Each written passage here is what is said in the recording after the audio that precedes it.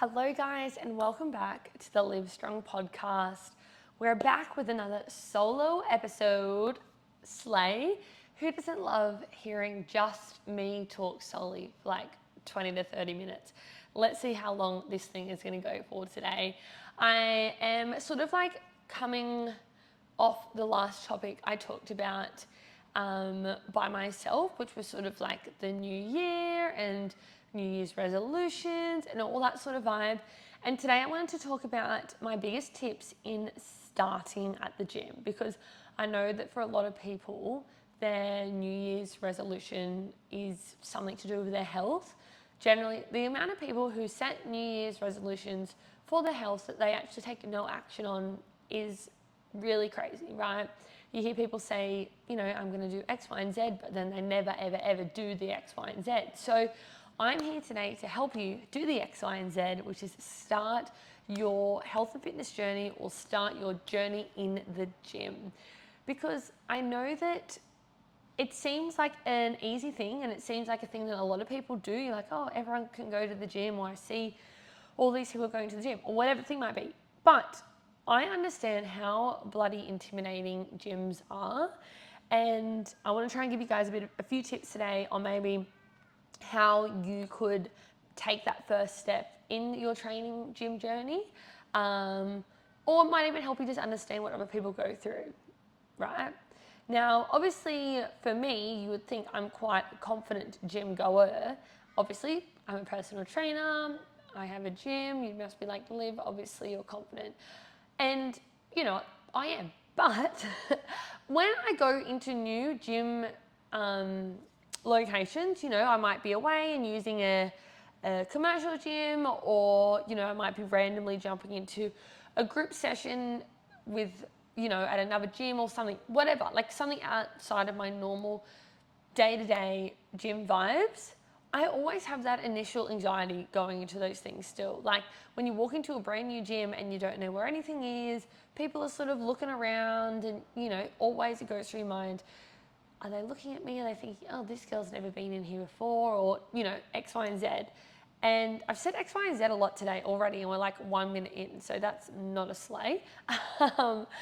But everyone has those thoughts. So just know that that is normal. Like, it is normal to be anxious to do anything that is outside of your comfort zone. And of course, if you don't know how gyms work, what you do in a gym, what you're meant to do, what you're not meant to do, what it looks like, what it feels like, what it sounds like, you don't know anything about the place, it's going to be really, really, really heightening your anxiety, guys. So that's normal. It's normal to feel a bit off it until you're completely on it. Yeah. But yeah, so a few little tips for people who maybe are thinking of starting their journey. I've got my little notepad as well, guys. Now that I'm a big podcaster, I do have to write notes for these episodes. No, not really. There's like 4 dot points on there. But in case you're watching at home, you might be able to be wondering why I'm looking down at my little notepad, and that is why. So my first tip, my biggest tip, and the real kickstarter of your goals is to get help. Like, I know people can say, oh, just joining a gym and walking on a treadmill, at least it's a start and things like that. Look, to some degree, but I actually think sometimes when people join a commercial gym, like a big branch gym, they pay their $9.95 a week, and they walk in and all they do is walk on the treadmill. I almost think it puts more limiting beliefs in people's brains to think that, oh, well, I have no idea what else to do here, or, I think other people are looking at me. And I think it can potentially heighten the feelings that you had before you even stepped in the gym, because you haven't progressed anywhere. Like, you haven't, oh, I'm going to go try, the weights room, or a lot of gyms these days have like female weights rooms or smaller weights rooms. I'm going to go try in there. And even to take that next step could be months, or maybe you never even get there and you just stop going to the gym because you're over walking on the treadmill, right?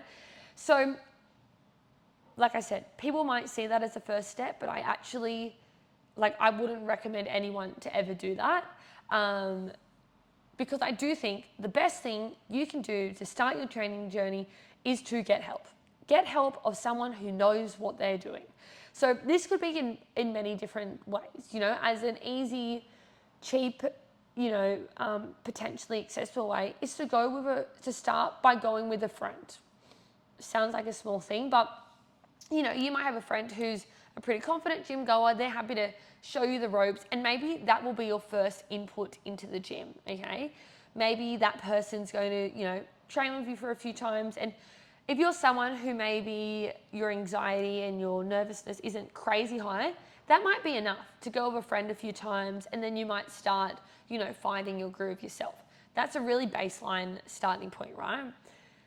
But then getting help from a professional is always, always, always going to be your very, very, very, very best option. Now, that can happen in a lot of different ways, right? So that might just be getting an online program. So there's so many different training apps out there, people who just sell generic online programs. You've got your big names, your Michelle Bridges and stuff like that, where you can find them even online for free. You can get a training plan and you could do the training plan and follow it. Now, like I'm saying, this is my next step that you could potentially do, but not my most recommended version of you getting guidance and getting help, because things that go wrong with this is you still probably don't know how to do the exercises properly. So you're probably going to do half of them wrong. You probably still have no motivation, and you're probably still anxious in your environment. So that can be a bit of a bit nervy, a bit of a environment that may lead you to stopping and not with that goal, okay? But that is a point. That's a point that is starting point that is better than no help at all, okay? So we've got our friend. If you want a little bit more than the friend, you've got like an online program.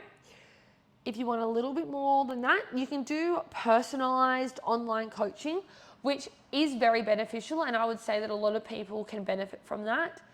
I do think it's a very first step in your health and fitness journey. You're very, very new in the gym. I do think that getting more face-to-face coaching is going to be way more beneficial. But for some people, that can work, right? But you obviously have to have the confidence to step into that gym by yourself. But online training has many, many benefits, and it can be super personal, and you can be held accountable and all those sorts of things with that.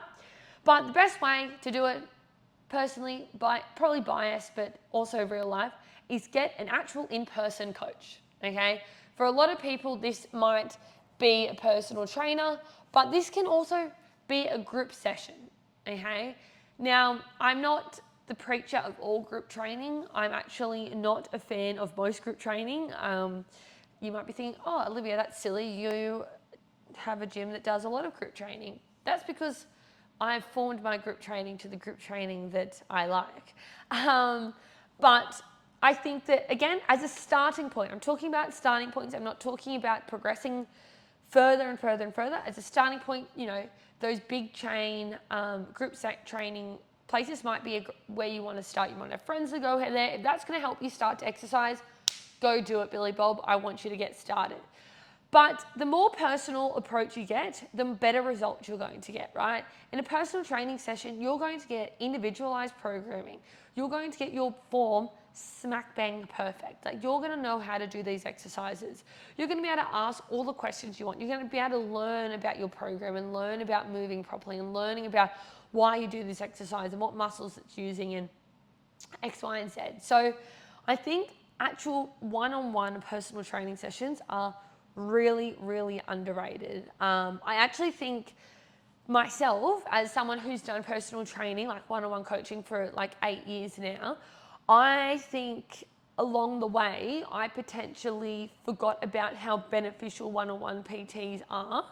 I wouldn't say like I lost my passion for them. I think that because a lot of my PT clients I've had for 5+ years, like a long time. So they are now past the beginner stage, and they understand how to perform the exercises. But the PT session is a lot more than just performing the exercises.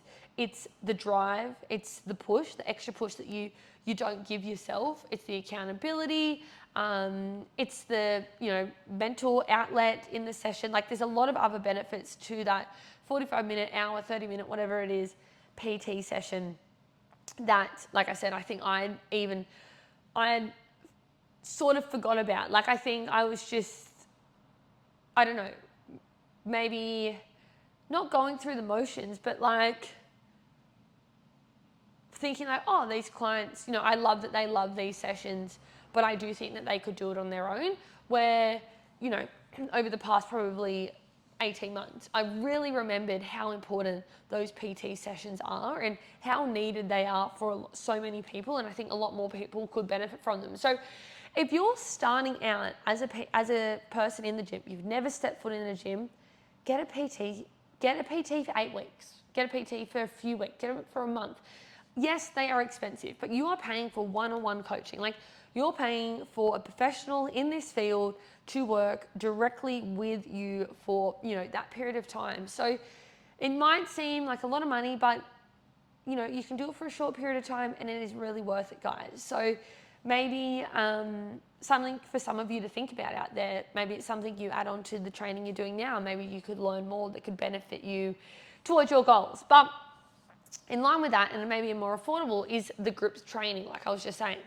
So starting in group training can be super beneficial because it gets your foot in the door sort of thing, get you moving.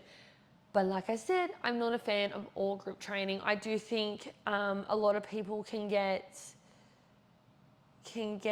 forgotten or lost in the crowd almost. And unfortunately, like, I don't want to toot my own horn here, guys, but I'm going to toot it anyway. But a lot of group training is very generic and it's not very personal. Fine. Like, for some people, that's fine.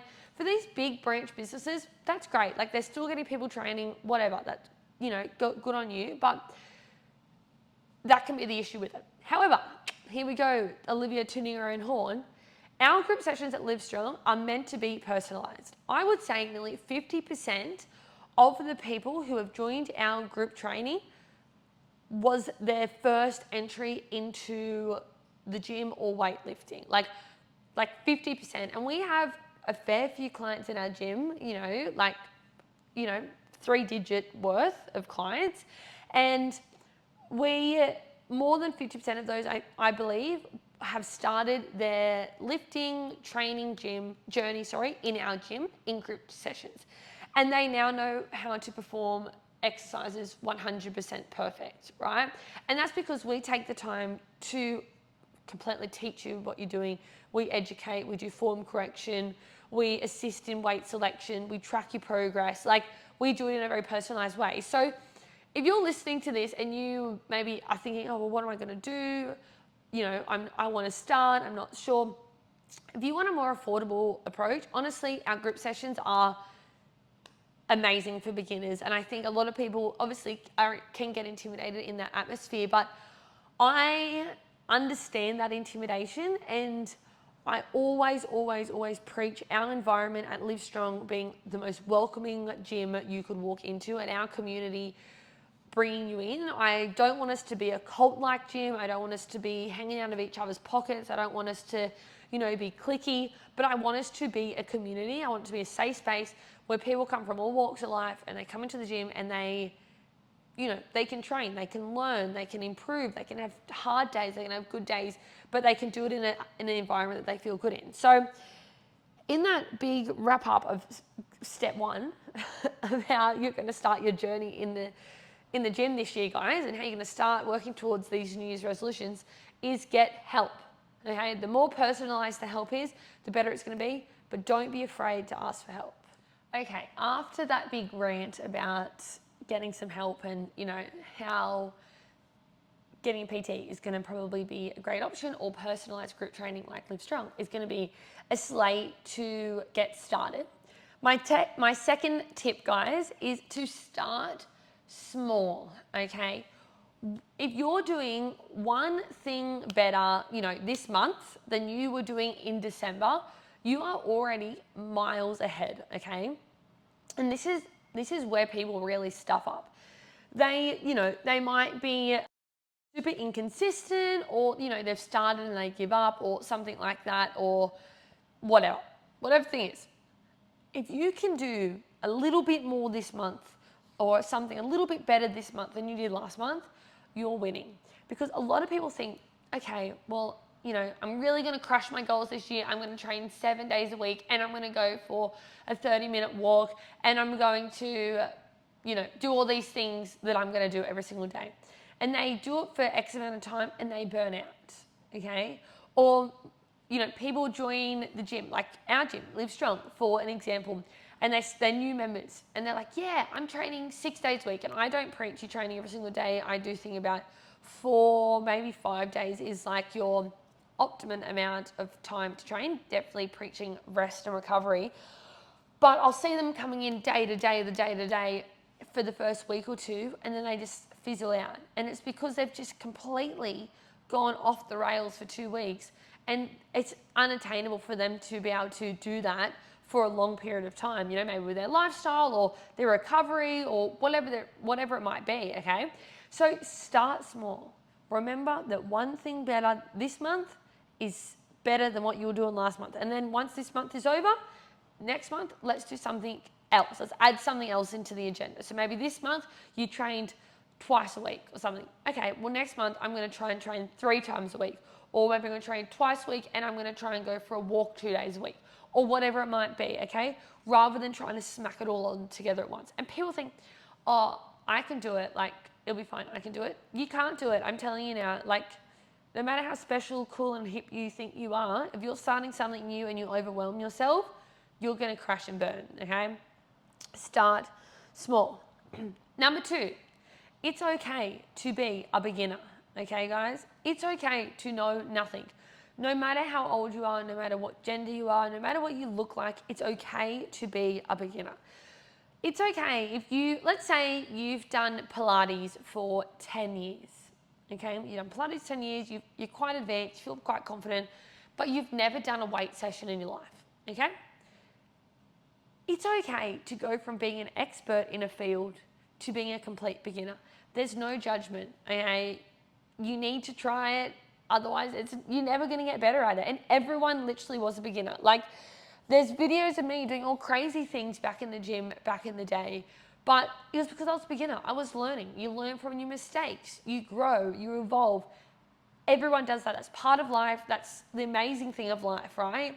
Is that change and that evolution as a human. But if you don't ever start the thing, you never get the change or the progression or whatever, you evolve into the next form of you. So it's okay to be a beginner. Now, I see this a lot. I see this a lot in a lot of different ways. Like, Live Strong, for those who may not know, we are all gender inclusive gym. So we have males, females, and everyone in between. And even though majority of our gym is females, we do have a good, decent chunk of male clientele as well. And I definitely see in male clients or people starting as males or people not even starting, just wishing that they would start, is the thought that, oh, I'm a guy or whatever, or even like I'm a tradie, so I look like I'm maybe lift some weights or I train or whatever, but maybe they've never actually done any weightlifting before in their life, and they're more embarrassed of the fact that they don't know what they're doing. But that's not embarrassing. It's not anything. It's just you're learning a new skill.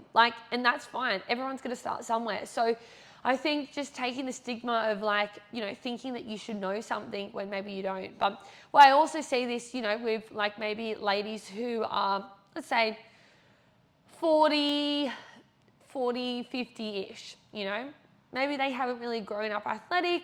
Maybe they haven't done much exercise. And, as a female especially, as you get older, strength training is really, really, really important. So, I really encourage this. And we have ladies all the way up into their late 60s that train at Live Strong. In our group sessions, they can do what the young girls are doing. They can do everything as well. But a lot of people in that mindset think, oh, well, I don't know what I'm doing. It's too far gone.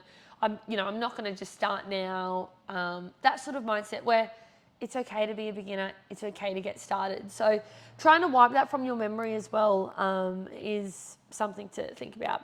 And then my last little point for the beginners out there or people trying to start their training journey this year is that you need to commit to the process for at least 8 weeks, okay?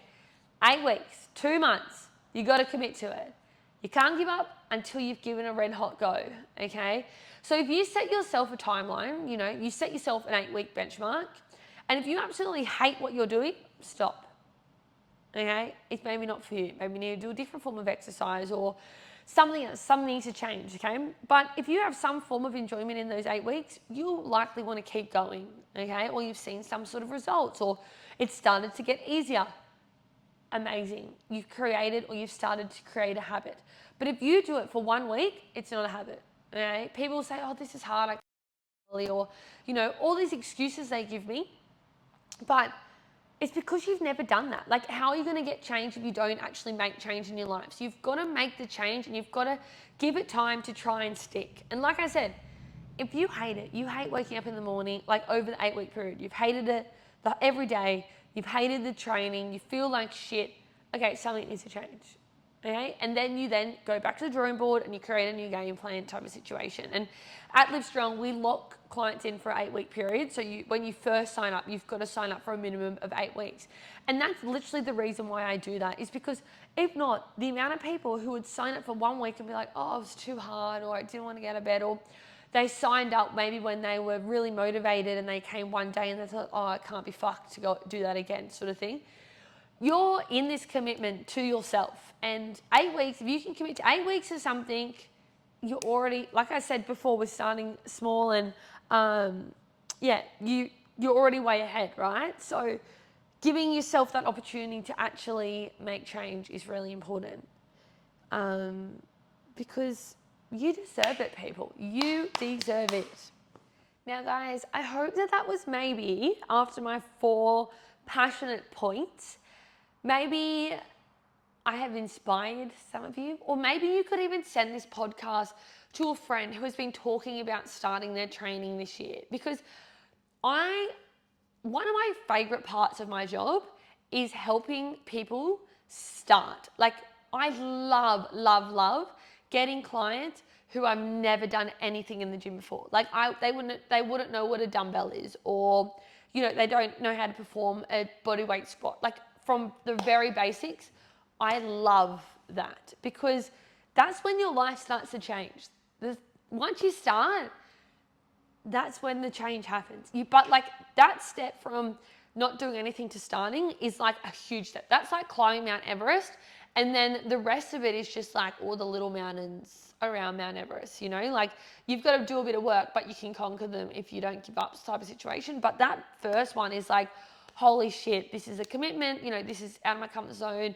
You're scared. I know the feeling. You're sitting in your car before you walk into the gym being like, holy shit balls, am I about to do this thing? And that's where change happens, and that's really exciting. So yes, if you've got a friend, a family member, someone who's been wanting, they've talked about a goal for this year. I want to start the gym. I want to start some exercise. I want to try and get my health on track this year. Send them this podcast and just let them to sit and hear me ramble about starting, because anyone can do it, guys. Like, any single person can start their health and fitness journey this year. And if you don't do anything different than what you did last year, you will not finish this year any different. You're going to end up the same person that you were in 2024 if you don't make changes in 2025. So I hope that this reaches someone who needs to hear this in their ear holes. Yes, I think that's all I've got for you today, guys. It's I'm recording this on Friday, and you can probably hear my voice is a bit messed up. I've been struggling with losing my voice at work for probably like 6 months. By the end of the week, it's just roasted. And I've messaged a girl I know who's a speech pathologist, and I do think I'm going to go get some serious scans and stuff done to my vocal cords, because I'm actually worried I'm destroying my voice being a PT. Like, it's fucked. But anyway, I've got to get married first before I book any appointments and add more things into my schedule. So we're just waiting for that to happen, and then I'm going to do that, because no one wants to lose their voice permanently. I don't really know what happens, but like, this croakiness has been around like nearly all week, and I'm 100% not sick.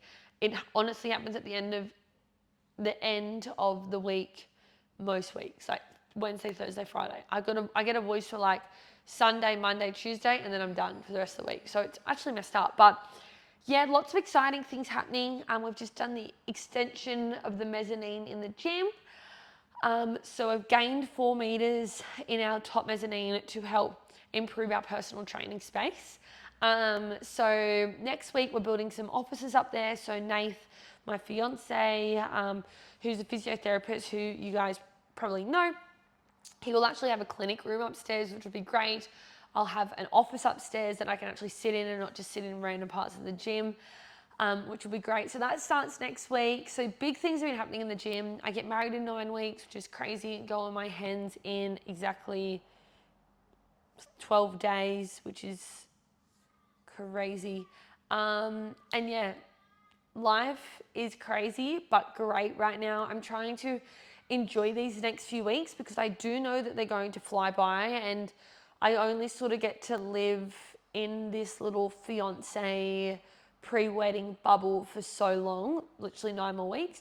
I actually just can't believe I'm getting married. It's a bit bizarre. So I'm trying to enjoy the process, but I don't know. I love to put lots of stuff on my plate, but I think I just need to put in my wedding dress and sit on the ground and think about life or something, and that might help me calm down. But I actually feel very calm about the wedding, to be honest. I can't believe it's happening. Like, the thought that it's happening is surreal. That's the best way I can describe it. Like, I'm excited. I'm not really nervous at all.